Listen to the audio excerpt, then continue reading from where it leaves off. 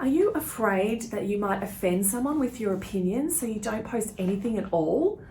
I was talking to a graphic designer the other day and she had some firm opinions about fonts that are out of date, that people shouldn't be using because they're just overused.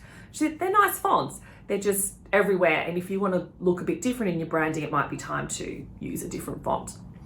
And I said, why don't you share that on your socials and give people some helpful advice? Oh no, but what if someone likes that font? I wouldn't want to offend. So she wouldn't share that piece of advice. She was happy to tell me in person, but she didn't want to put it out into the world in case someone out there likes that font. And it's such a shame because I don't want you to be afraid of offending people, especially on something minor like a font, and then stopping putting your content out there because maybe someone's going to be offended.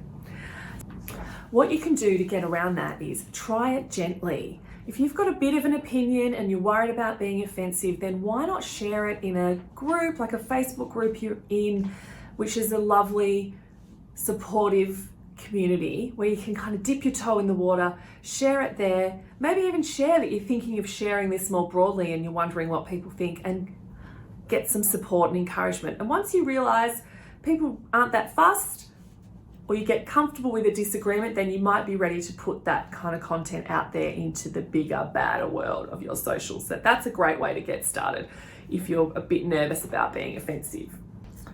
The other thing is to be willing to defend your opinion. If I came up and said, hey, I love that font, what are you talking about?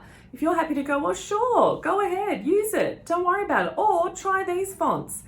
You need to be willing to defend. Quite often, it's the content that you didn't think about that you just posted that someone argues with, and the one that you were super worried about doesn't get anything.